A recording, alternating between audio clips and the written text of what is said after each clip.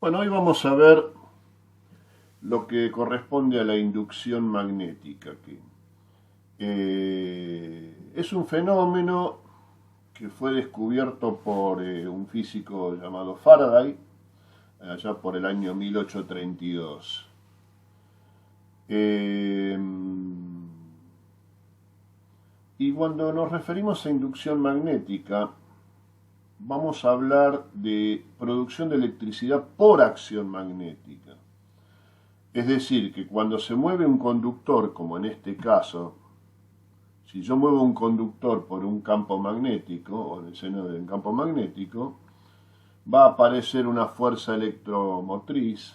Fuerza electromotriz es la famosa tensión. Cuando la entrega una fuente de alimentación o se genera de alguna manera, le llamamos fuerza electromotriz. Cuando metemos los dedos en el enchufe le llamamos voltaje o tensión eléctrica, y generalmente cuando lo aplicamos sobre alguna carga, lo que la carga tiene es una caída de potencial, una caída de tensión, o potencial eléctrico también se le dice. Esto lo van a conocer así cuando ven la parte de fundamento de los circuitos, de los modelos circuitales, que lo deben haber visto ya en cuarto año.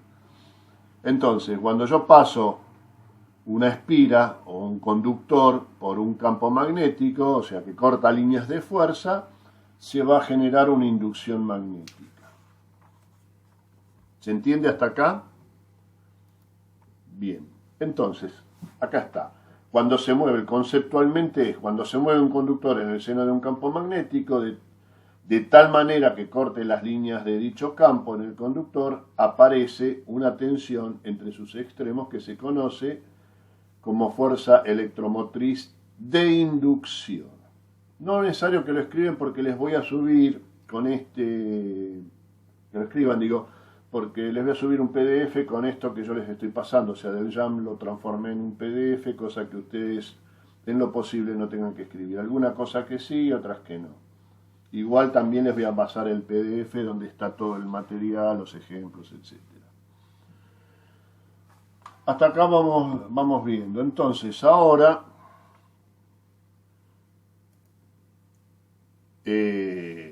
vamos a ver un poco lo que es el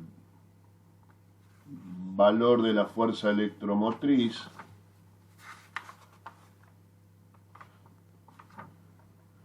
que está, o sea, cuando está inducida entre los conductores.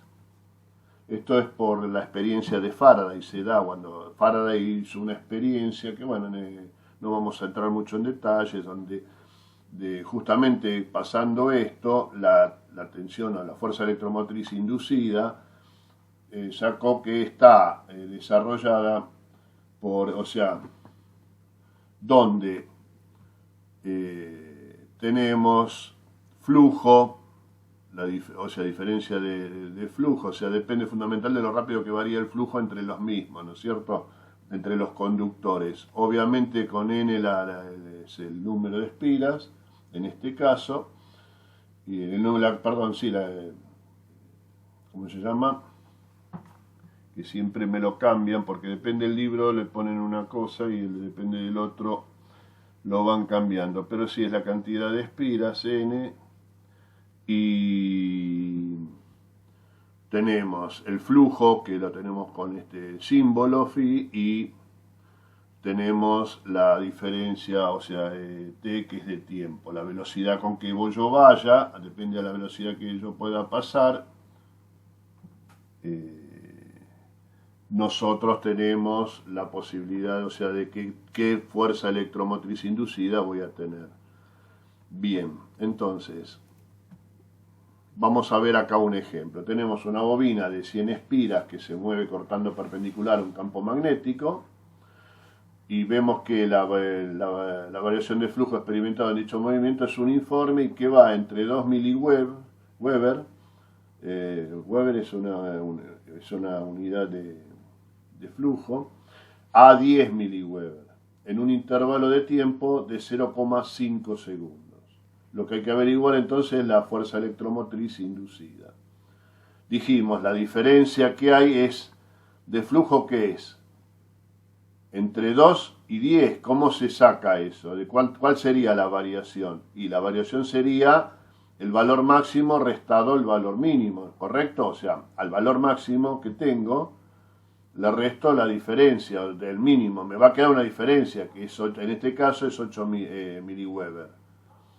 Y con respecto al tiempo, no hay ninguna variación, porque dijimos que el movimiento es uniforme, o sea, y está en un intervalo que como mucho de 5, no hay diferencia. O sea, que acá la diferencia de tiempos se mantiene como tal. Si nos dijeran entre tantos segundos y tantos segundos, acá sí tendríamos que hacer lo mismo que hicimos en la variación de flujo y hacer la cuenta correspondiente para ya ver entre cuánto y cuánto se mueve, entre qué valores está la diferencial. Bueno, acá se hace la cuenta y se lo multiplica por una... Perdón, n yo me había olvidado. N es una constante. Con la constante acá en este caso... Perdón, vuelvo a repetir. N es la cantidad de vueltas, cierto. Está bien, yo me había equivocado. Estoy confundido con otra fórmula, son demasiadas. N entonces es, dijimos, cantidad de espira. Phi es el flujo y T es el tiempo. Las delta, ustedes saben que todo lo que ven con delta generalmente es variación o diferencial. ¿Se entendió este ejemplo? ¿Alguien tuvo alguna duda de lo que vimos? Si voy muy rápido me avisan. Tenemos tiempo, tenemos 4 horas para dar clase. Yo trato de que no gasten demasiado. La idea es hacer las clases cortitas por video y que ustedes tengan después, poder cuando lean el libro o el apunte, tengan una referencia. Bien. Acá tenemos otro ejemplo. Para un conductor que tiene una longitud L, que se desplaza... esto no es un ejemplo, en realidad es otra forma de hallarlo. Esto normalmente... la fórmula la podemos expresar de otra manera o desde este punto de vista. Entonces podemos decir que para un conductor de longitud L que se desplaza perpendicular a la línea de un campo magnético de inducción B, esto es inducción B, a una velocidad determinada, la B en un tiempo determinado, tenemos que la FEM inducida o la fuerza electromotriz inducida es igual a que a inducción magnética, que normalmente la unidad la da en teslas, por la longitud del conductor en metros y la velocidad perpendicular en metros sobre segundo. Guarda con eso. Por eso es velocidad tiempo sobre tiempo. Subtiempo. ¿Por qué? Porque es la velocidad que está, o sea, la velocidad está dada en metros y la velocidad, ¿se acuerdan? Es la medida de longitud sobre el tiempo. Kilómetros sobre hora, metros sobre segundo, etcétera, etcétera. En este caso se utiliza la unidad como metros sobre segundo. Bien. Entonces ahora sí vemos un ejemplo aplicando esto. Tenemos que un conductor se desplaza a una velocidad lineal. Esto que yo estoy hablando, usted dice, ¿y dónde vimos que un conductor se desplaza? Nosotros estamos haciendo una introducción porque en algún momento justamente vamos a ver máquinas. ¿Y las máquinas qué son? Si vieron el primer apunto van a tener que las máquinas son el motor. ¿Qué hace el motor? Transforma la energía eléctrica en energía mecánica. Tenemos el transformador que transforma la misma energía eléctrica en otra energía eléctrica y tenemos el generador, que son los elementales, que es el que transforma una energía eléctrica, transforma una energía mecánica y la pasa a energía eléctrica.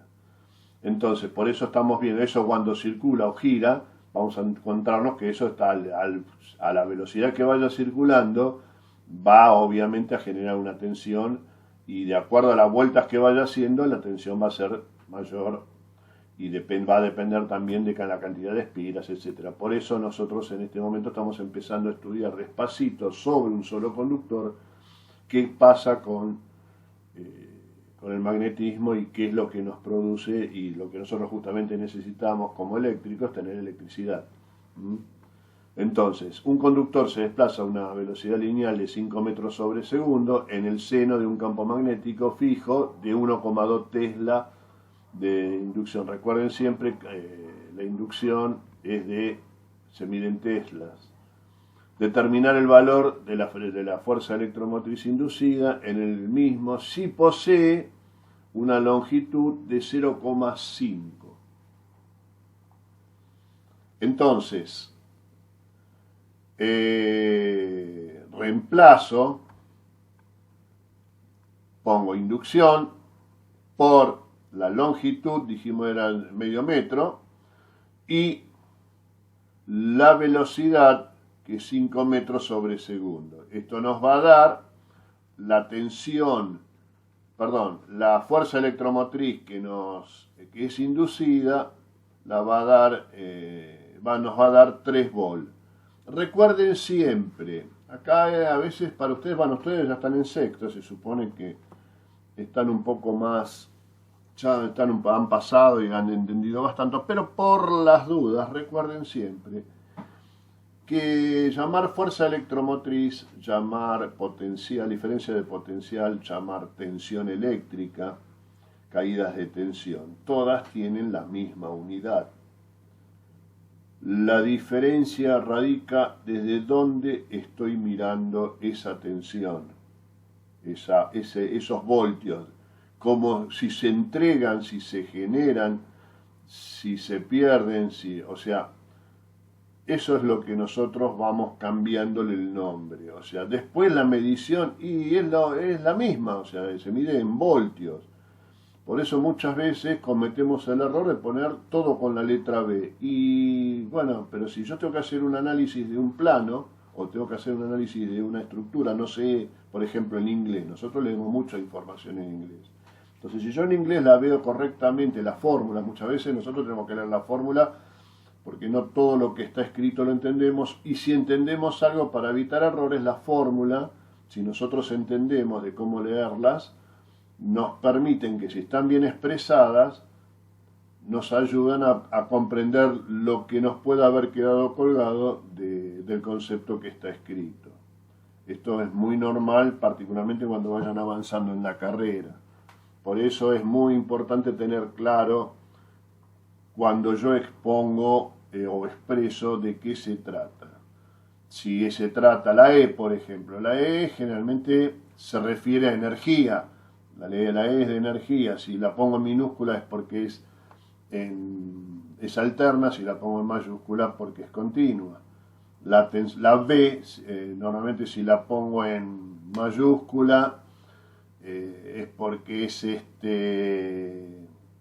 de continua, y si es de minúscula, por lo general porque estamos hablando de corriente alterna, e inclusive de tensiones que varían generalmente en el tiempo, que no necesariamente es corriente alterna pura, de la que nosotros conocemos 50 ciclos, o 60 si es de otro país, hertz. Ciclos por segundo era la unidad anterior, la unidad vieja. Yo soy de la escuela vieja, por eso manejo mucho eso. Bien. Perdón, hasta acá, ¿tienen alguna duda?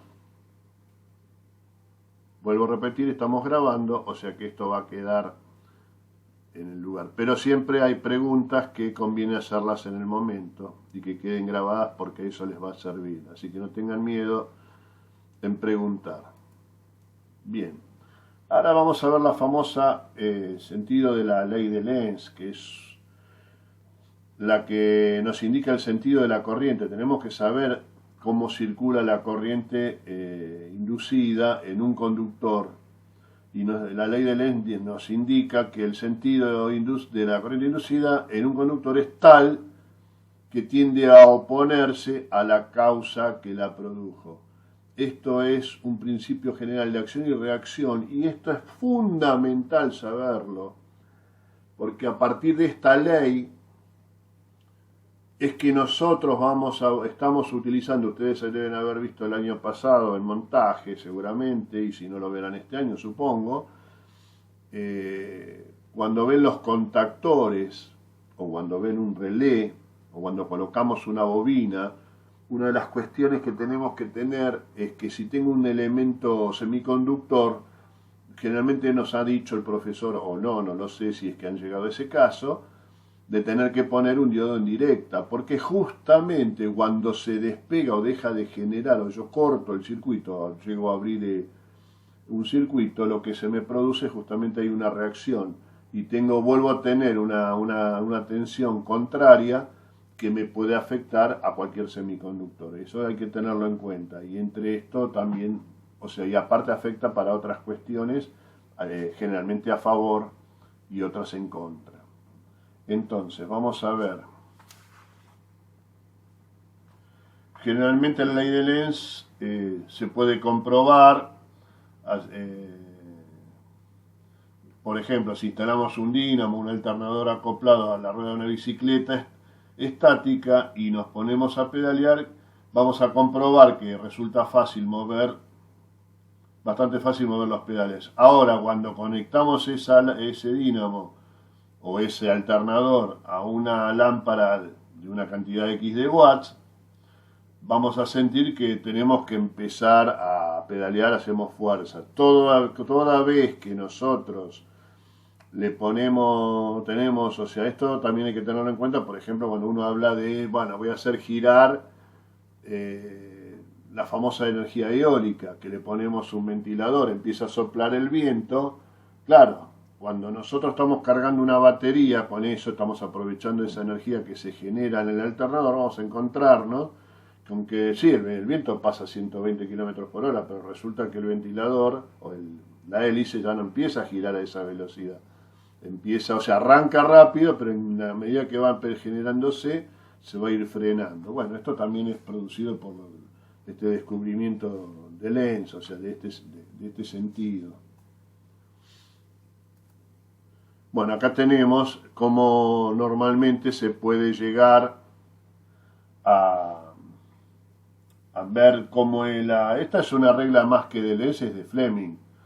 La famosa regla que es una mnemotécnica, se llama normalmente MOCACO, que significa movimiento, campo y corriente. Si ustedes ponen los dedos de esa manera apuntando hacia un polo, van a pueden descubrir que tenemos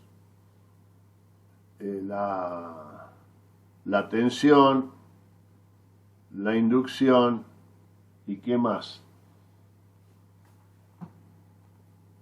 La corriente.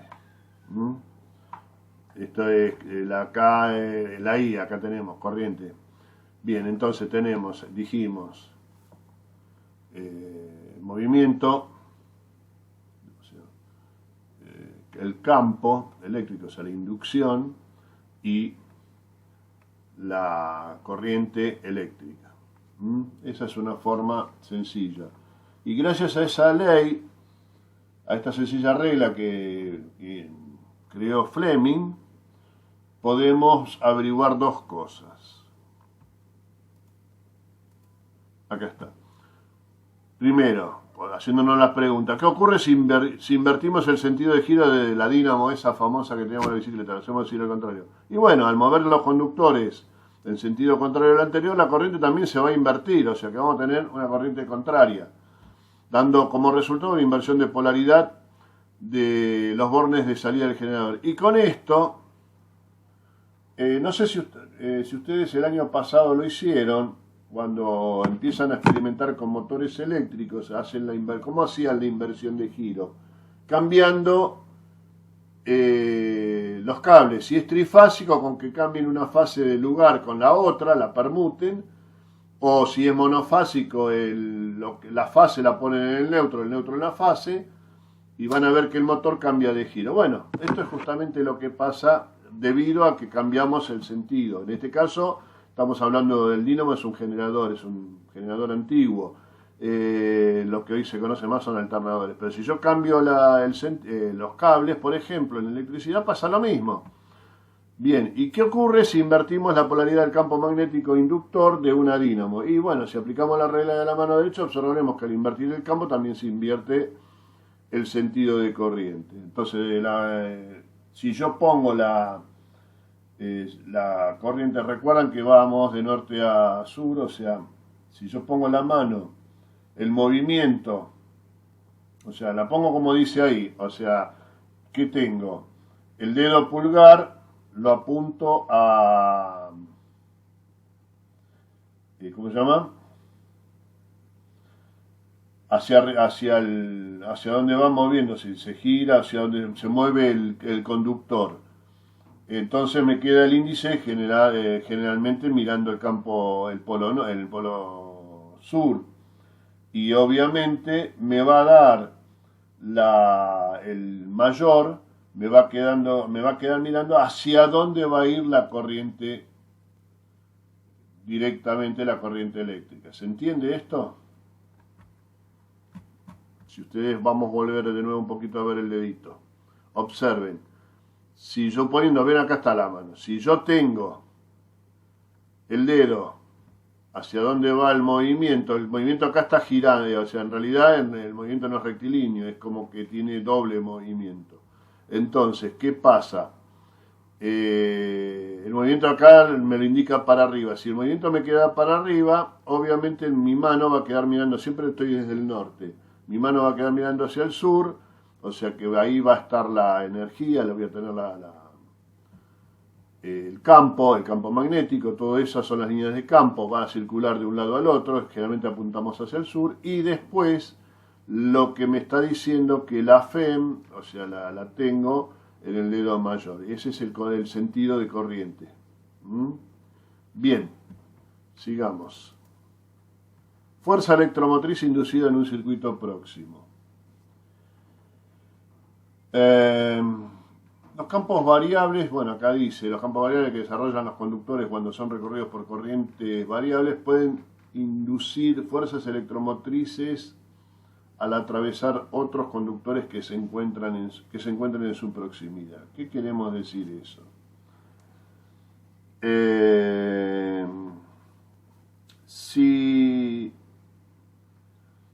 A ver, ¿cómo lo podemos explicar? Si en los elementos de la bobina B, o sea, coloco un galvanómetro, como está acá conectado,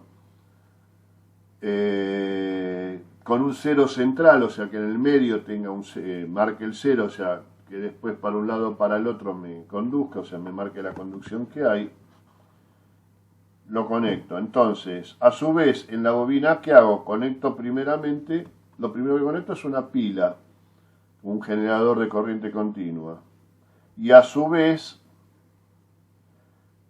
coloco acá un interruptor. Cuando cierro el interruptor, vamos a ver que el instrumento, el galvanómetro, va a marcar una tensión hacia un lado. La dejo un instante de tiempo. Cuando levanto el interruptor, vamos a ver que la corriente vuelve, o sea que el galvanómetro vuelve a detectar corriente, pero esta vez del lado contrario. Es una linda prueba para hacerlo en la práctica, lo que no tenemos en este momento. Yo no tengo elementos para mostrarlo acá donde yo estoy, y la verdad que me agarró la pandemia fuera de la escuela, si no yo tengo una serie de elementos que sí me permitían hacerlo, o si hubiéramos estado ahí en la escuela también lo podíamos haber hecho, con un instrumento, con un tester, alguna cosa de esas. Bueno, vuelvo a repetir, ¿cómo se demuestra? Acá no tengo corriente, este es un transformador. Tenemos la bobina A y la bobina B. A la salida conecto un instrumento que se llama galvanómetro, que tiene un cero central. A la entrada, en la bobina A, le coloco una pila o una batería, etc. Y un interruptor cualquiera. Cuando yo conecto, por un instante, acá se genera electricidad y se genera un campo, por lo tanto se traslada acá y me va a indicar por un lapso de tiempo que la corriente se va a inclinar para un lado o para el otro, depende de cómo esté polarizado. En cuanto desconecté, automáticamente se va a producir una reacción contraria y va a aparecer también por un lapso de tiempo al revés. El instrumento va a marcar que hay una tensión inversa. Esto es lo que pasa cuando tenemos dos bobinas, o sea, hay dos circuitos inductivos próximos. En este caso, lo que está en el medio no hay entrada de hierro, no es un transformador directamente. ¿Por qué? Porque el núcleo que lo separa es de aire. Entonces, por proximidad, recuerden siempre, si hay siempre que hay una bobina y aplicamos una tensión, se forma también un campo en el conductor. Ese campo, si hay otra bobina, esa bobina corta esa línea de fuerza y se produce una inducción magnética, que es medida por el galvanómetro. Cuando yo corto, automáticamente me vuelve a medir otra tensión, pero es que la que está liberándose esta bobina. También son de muy corto tiempo. Esto es un poco lo que aprovecha. Imagínense que esto es corriente continua. Cuando es alterna, justamente el transformador, esto sirve para ir empezando a entrar en tema. Cuando es alterna, la alterna ya no necesita tener una llave, es automática, está por momentos en un ciclo positivo, o sea, sale de cero, llega a un punto máximo, un pico máximo, que es, supongámosle 220, en realidad si la medimos es otra tensión, pero nosotros normalmente tomamos la RMS, o sea, la eficaz, 220 volts, supongamos que llega a la tensión común de línea, y por momentos pasa a ser 220 y por momentos pasa a ser 0 volt. Después vuelve a ser otra vez, arranca de 0, vuelve a 220, pero a la inversa, o sea, en un ciclo negativo. Entonces está abriendo, es como que estuviera abriendo y cerrando constantemente la llavecita. Por lo tanto, voy a estar constantemente teniendo una inducción magnética acá que como está cortando línea de fuerza, por lo tanto acá se va a empezar a generar una corriente igual y contraria, está constantemente dando, y acá es donde está el principio del trafo, que transforma esta separación, la pasa a ser tensión eléctrica. Igual o menor, depende obviamente si las espiras son iguales. Si entro con 220, salgo con 220. Si las espiras del secundario son distintas, si tiene menos cantidad, va a reducir. Si tiene más cantidad, va a aumentar la tensión que nosotros ingresamos. Obviamente la diferencia va a estar que la corriente que va a entregar es menor si la aumentamos y va a ser mayor si la disminuimos la tensión que sale del otro lado, por un tema de capacidades. Recuerden siempre que los transformadores lo que entregan es, o sea, cuando nosotros generamos algo, lo que entregamos en realidad es potencia, tensión por corriente. Por lo tanto, si entrego 100 watts, cuando saco del otro lado, lo más factible es que entregue menos de 100 watts, porque hay pérdidas. Entonces no puedo entregar 120 watts, lo que voy a entregar es más tensión, pero obviamente si entrego más tensión, justamente como lo que entrego es potencia, es energía, y la potencia, o sea, voy a entregar más tensión, pero obviamente para que esa potencia sea similar en un circuito ideal, me va a parecer que tengo menos corriente. Esto es para que se entienda la transformación. Esto lo vamos a ver más en detalle, pero por ahora, antes de llegar a eso, quiero que vean una serie de leyes para poder, permiso chicos, hola. Bueno, tendría que haber, perdónenme, no me olvidé lo voy a sacar de acá, lo voy a poner en modo avión para que no jorobe. Acá está, listo. Ya no llaman más. Discúlpenme, me había olvidado del teléfono. Bien, continuemos con lo nuestro. Bueno, acá empiezan ahora algo que también es muy dramático, y esto se da en los transformadores. las corrientes transformadores o donde haya inducción magnética y hay piezas de por medio. Esto puede ser contactores, transformadores, solenoides, donde haya entre hierros estamos y donde hay un campo magnético variable, tenemos lo que se llama las famosas corrientes parásitas o de Foucault, que es el que las descubrió, y que son corrientes que surgen por inducción electromagnética en las piezas metálicas de aquellos aparatos eléctricos sometidos a un campo variable.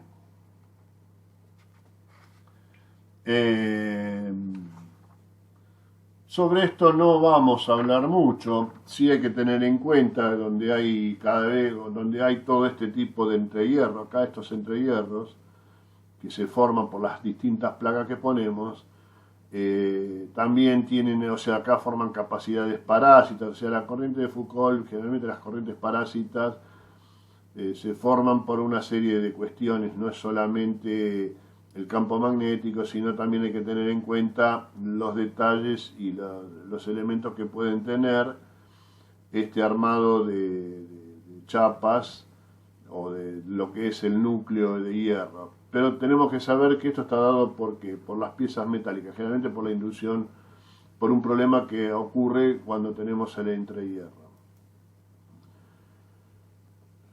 Siguiente paso, bueno, vamos a ver la autoinducción, que se da por lo general en las bobinas. O sea, esta autoinducción en las bobinas es un fenómeno que aparece en los conductores eléctricos, o en las bobinas el conductor generalmente, cuando son recorridos por corrientes variables. Recuerden que las corrientes variables son estas famosas de corriente alterna, ¿no? Eso ya es una corriente variable. Estas generan campos variables que al cortar a dichos conductores produce una fuerza electromotriz de autoinducción, que nosotros después aprovechamos para poder realizar otra serie. ¿Cómo funciona? Por empezar, la autoinducción significa, la palabra lo dice, ¿no? Es inducirse a sí misma, su propia fuerza electromotriz.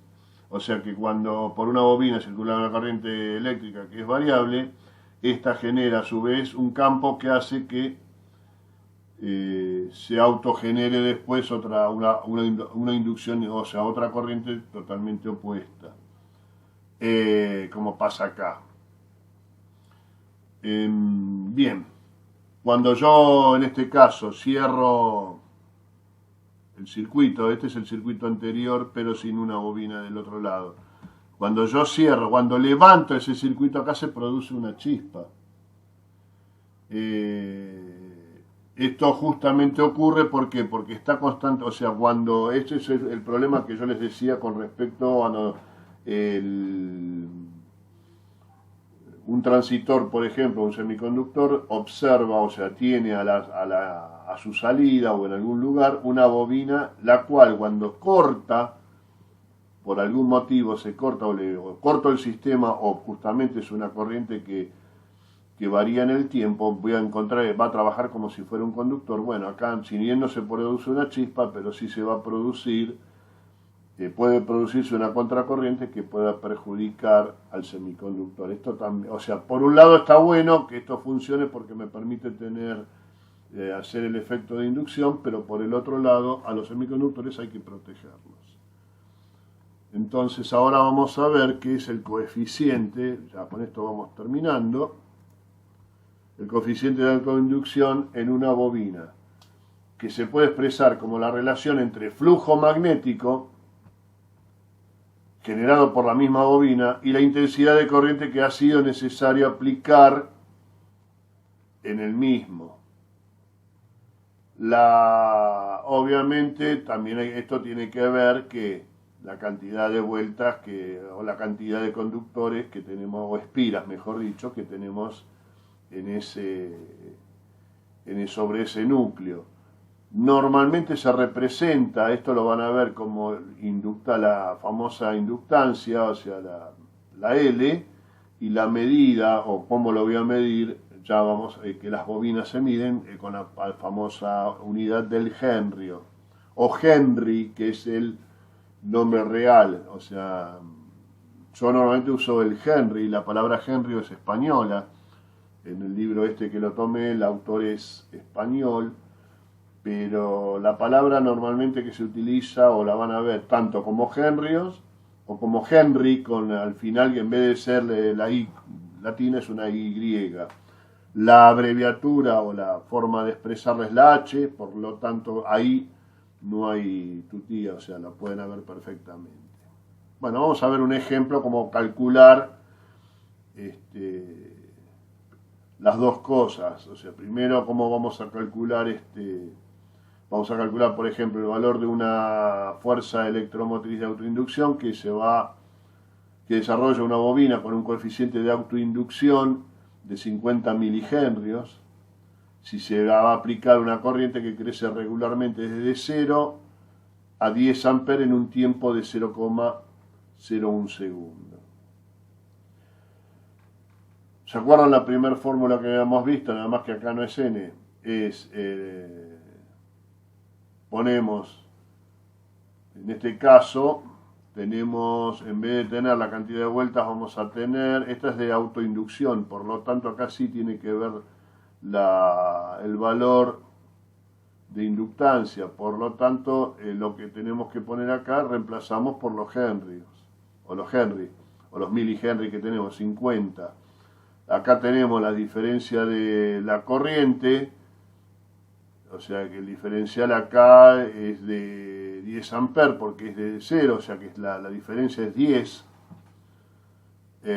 No, si hubiera sido, ¿qué pasa si hubiera sido, crece regularmente en vez de 0, de 2 amperes a 10 amperes? Acá tendríamos que haber restado 10 amperes menos 2 y nos hubiera quedado 8. Que se entienda, esto es cuando obtenemos este símbolo del delta, es diferencial, hay que hacer desde qué punto hasta qué punto y el número que nos da, no el número final, sino el número que nos da en esa ecuación. Os recuerden, es de tal punto a tal punto. Acá como es del 0 al 10 es 10, pero si hubiera sido, no sé, del 4 y hubiera sido 10 menos 4 nos hubiera dado 6, entonces ya no sería 10 amperes, sino sería 6. En realidad es la diferencia. Y acá en este caso, la diferencial, como es, el tiempo siempre está en el mismo, el tiempo es el mismo, entonces 0,01 segundo. Bueno, esto nos da un valor de 50 volt. A ver si tenemos otro ejemplo. Acá tenemos otro. Acá sí, acá aplicamos la primera que habíamos visto. Tenemos una bobina que tiene 500 espiras, o 500 vueltas, como le decimos acá comúnmente, y produce un flujo magnético de 10 miliweber. Y cuando es atravesada por una corriente, de 10 amperes.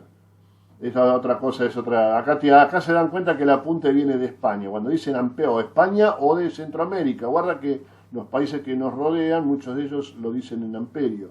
En realidad es amper. Nosotros manejamos el amper, porque es el nombre, nosotros usamos la palabra original de quien la creó, del autor. El Faraday, en vez de Faraday, acá normalmente todo el mundo le dice Faraday, pero en realidad es Farad, ampere, volt, en otros lados se dice voltio, en español se dice voltio, pero es volt, el nombre también del físico, watt, no vatios, en otros dicen vatios, es watt, el nombre del físico, o sea, nosotros usamos siempre el apellido del físico. Bien, bueno, acá utilizamos la primera fórmula y decimos que el coeficiente es, tenemos la cantidad de espiras, el flujo y la corriente. Cantidad de espiras dijimos que había 500, el flujo es de 0,01, claro, porque está en miliweber, hay que hacerlo en Weber, siempre hay que usar la unidad en este caso. Fíjense, en vez de usar 10 miliweber, acá estamos, ojo con esto, ojo con los números, cuando vayan y observen qué unidad se emplea en la fórmula. Las fórmulas están dadas, originalmente ustedes saben la fórmula, se escribe en el machete, cuando hagan el machete, como hacíamos nosotros, ustedes ni siquiera eso lo copian directamente, observen que a la fórmula tiene que ser igual y siempre pónganse al lado qué medida tenemos que utilizar, porque si a mí me está dando miliweber, pero si yo tengo que usar como unidad del Weber, chao, listo, acá tengo que poner 10 miliweber es 0,01 Weber. Y abajo tenemos que es 10 amperes, la corriente de 10 amperes, perfecto. Entonces es 0,01 dividido 10 y nos va a dar 0,5 Henry. Recuerden entonces, por favor, de llevarlo todo a la unidad. Muy bien, y acá hemos concluido lo que se llama clase. Vamos a ver.